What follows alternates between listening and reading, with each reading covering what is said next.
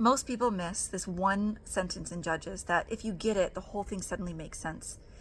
You see, the book of Judges is not like a chronological history, but rather it's a demonstration of what life was like in those first few hundred years living in the land, for Israel living in the promised land. They were supposed to be obeying the Ten Commandments, respecting Yahweh's purity, and loving one another. But instead, a lot of really bad things were happening because they were disobeying. And the plot shape of the book is kind of like a downward spiral where things go from good to bad to worse to really, really bad. And by the end of the story, you see all of these horrific things going on where it says 3 separate times that in those days, there was no king in Israel. Everyone did what was right in their own eyes. Because people are looking out for themselves. They're not caring for the vulnerable. They're not looking out for the poor or the oppressed. They're taking care of themselves, which means that they're bringing on God's judgment, which looked like not having protection from their enemies. So some of the good judges that were better at the beginning of the story, you've got Ehud, the left-handed warrior who killed King Eglon.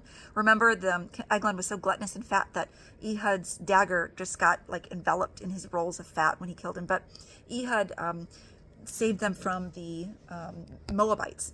And then you've got Shamgar. He is going to kill 600 Philistines with an ox goad. And you also have Deborah. She was a well-respected woman in Israel. She really encouraged Barak, who brought on a military victory for them from the Canaanites. Then you've got some okay judges, guys like Gideon. Gideon was a cowardly hero. He didn't want to go and do what God called him to do, but he did. God brought victory.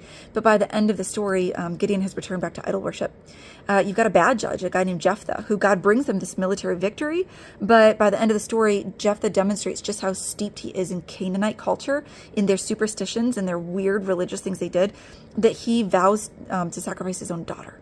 And then you've got a really bad judge, Samson, who, even though he does bring them deliverance from the Philistines, he is so caught up in himself and taking care of himself and doing things that he wants to do that he gives into his lust and his appetites.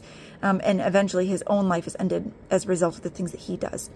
By the end of the story, you've got some really, really horrible things happening. Idolatry, theft, civil war, forced marriages, rape. It's gone from good to bad to worse to just unthinkable.